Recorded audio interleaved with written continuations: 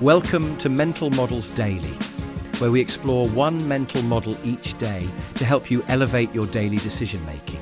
Today, we're discussing a crucial concept that can make the difference between crisis and recovery.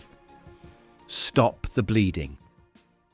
The stop the bleeding mental model refers to the idea that when faced with an urgent critical issue, the top priority should be to immediately address the most pressing problem before attempting to solve anything else. It's an approach that originated in the medical field, where the first step in treating a traumatic injury is to stop the bleeding before addressing any other concerns. Let's look at a historical example of stop the bleeding in action. During World War II, the Allied forces were struggling to maintain air superiority over Europe. Their aircraft were taking heavy losses, and it was clear that something needed to be done.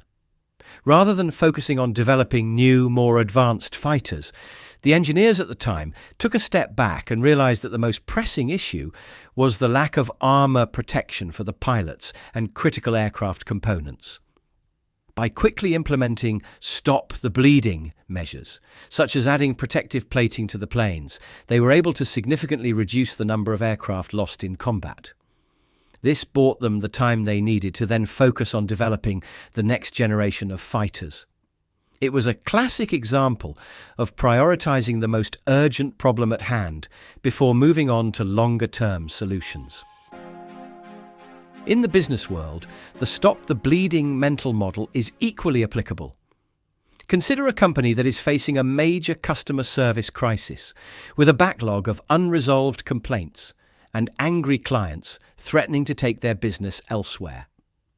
Rather than trying to overhaul the entire customer service system, the wise approach would be to first address the immediate issues, for example, by temporarily redirecting resources to clear the backlog, provide rapid resolutions, and pacify the most aggrieved customers.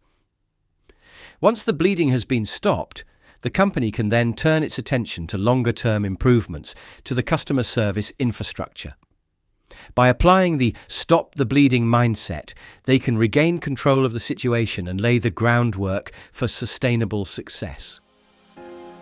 So, how can we apply the stop the bleeding mental model in our daily lives?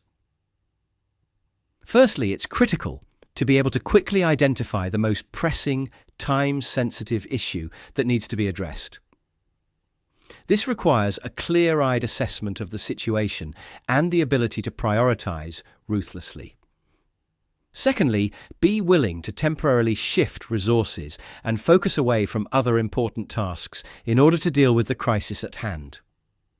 Stop the bleeding is about taking immediate decisive action, even if it means putting other priorities on hold. Finally, once the bleeding has been stopped, shift gears and start working on more long-term sustainable solutions. The stop the bleeding approach is not a permanent fix, but rather a crucial first step in a larger process of recovery and improvement. In conclusion, the stop the bleeding mental model is a powerful tool for navigating crises and emergencies in all areas of life. By prioritizing the most pressing, time-sensitive issues and taking decisive action to address them, we can quickly regain control and set the stage for lasting positive change. It's a mindset that can mean the difference between disaster and survival. Thank you for joining me today on Mental Models Daily. Until next time, may your bleeding be stopped, your priorities be clear, and your crisis management be swift and effective. For more mental models, please visit mentalmodelsdaily.com or find us on X or Instagram. Our podcast music was provided by thepodcasthost.com and Alitu, the podcast maker. Find your own free podcast music over at thepodcasthost.com/free music.